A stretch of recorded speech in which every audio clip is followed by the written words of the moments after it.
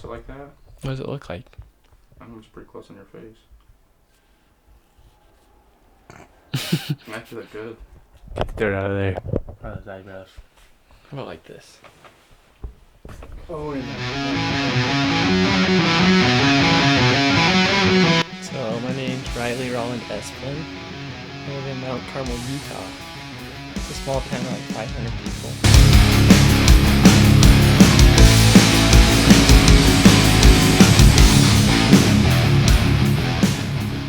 I work for my dad, Klein Esplin, and we own a small ranch in Mount Carmel.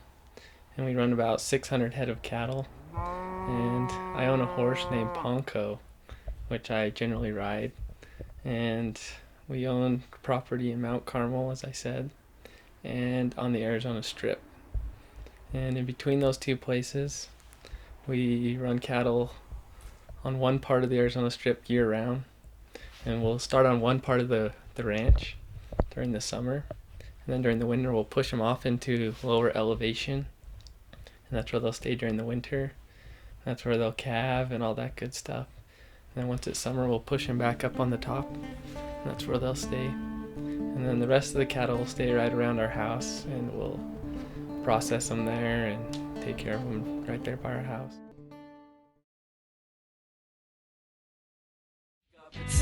Go out to eat, then I go to college for the rest of my life. SU is located in Cedar City, and it stands for Southern Utah University. And right now I'm just doing general student stuff. I am currently taking Math 1050, English 2010, writing about the Civil War, which is really interesting.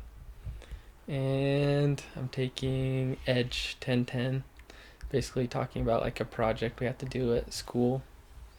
And then I'm taking Art 1010, which I'm not very good at, but it's not bad. I can handle it.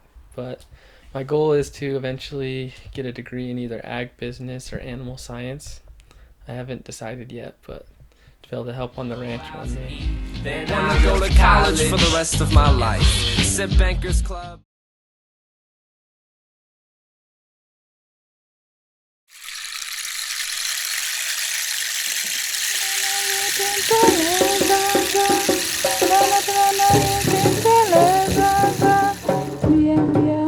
So I served in the Ghana Kumasi mission, which is in West Africa.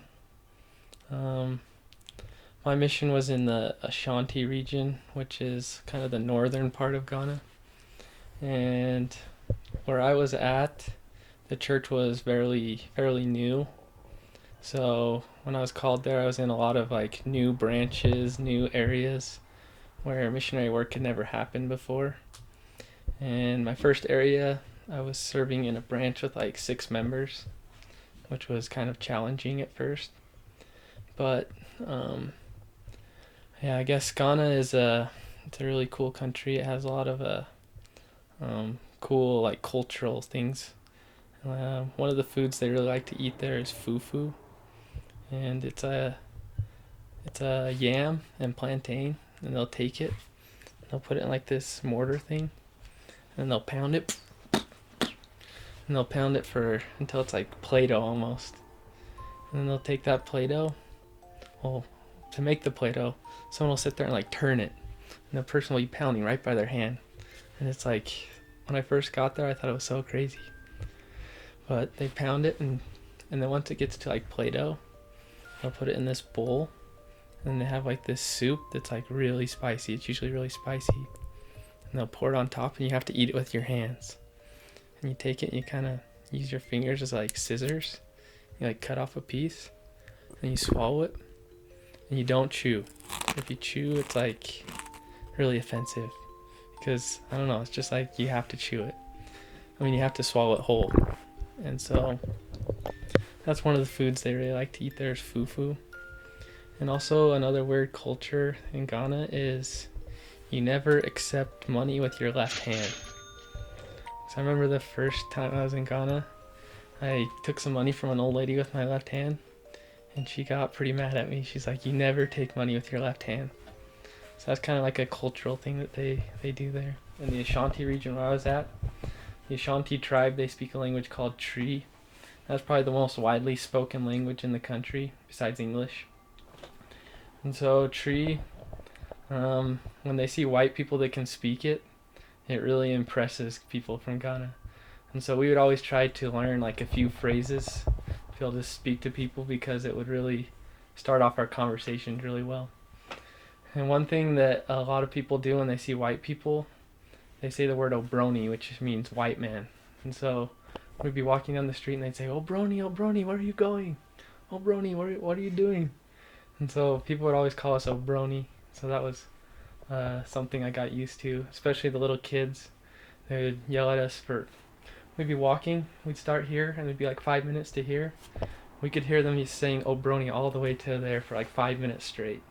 The little kids love to call us Obroni. And so that is one word they use a lot of. So in Ghana, they really love soccer. And while I was there, it was the World Cup.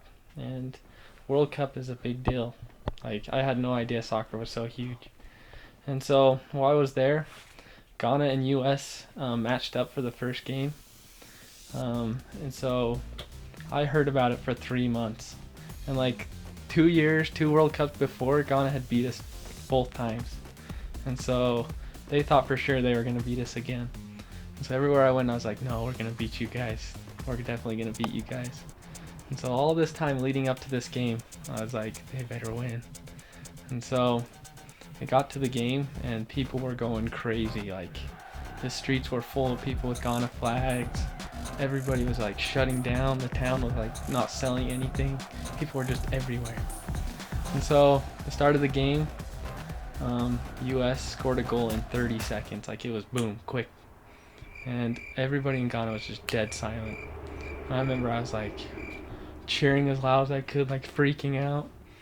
And so then the whole game went, and Ghana finally scored a goal in like 80 minutes. And so everybody in the whole country was just yelling. There was horns honking everywhere. People were freaking out, losing their minds. And so then, with like maybe 3 minutes left, the US scored a header from the corner to win the game. And I remember it was dead silent. Like, I didn't hear any noise for like a whole week. I remember the next day, I like walk out and usually there's like music playing and that kind of stuff. Nothing. Like, people were depressed. Everybody was so sad. I remember I just like felt so happy inside, but like really sad at the same time. Because I was like so happy that the US won, but I was really sad for Ghana. I remember when I very first landed in Ghana, I was like a sea of like black, and I'd never like been friends with a black person before. I'd never really associated with them. And so it was definitely a culture shock. And so when I got there, I really learned to love the people in Africa. I learned that they are a super friendly people. They're one of the nicest people I've ever met. You'd walk down the street and people would just call you over to come and eat with them, even though they didn't have much food or anything like that. And so at first it was a culture shock, but I learned to love it. One person that I really came to love on my mission was a man named Ofori Amwako. And Ofori, he was the very first time I met him, me and my companion, we were just walking down the street, and we'd been contacting the whole day. And he had called us over, he hissed at us and told us to come and talk to him. And so we sat down. He had this little shack where he would tailor clothes, he would sew clothes. And so he told us, and we could tell immediately that he was drunk and stuff like that. He was very incoherent. And so we started talking to him. He's like, I really want to stop drinking. I want to stop drinking. And he's like, I smoke weed, I do lots of bad stuff. And when I first met him, I'm like, there's no way this guy's ever going to come to church. This guy he's a drunkard. We'd met thousands of them, and he was just another drunk person we'd met. And so I remember we taught him about the word of wisdom. We said, don't drink, don't smoke, and all these things. And we told him to come to church on Sunday. And so we didn't think he would actually come. And we show up at church on Sunday, and he was the very first one there. I remember he was sitting in the chapel. He was sitting there reading his Bible, and I remember that was really impressive to me, that he was willing to show the commitment to come to church. And so after that, we started teaching him more seriously.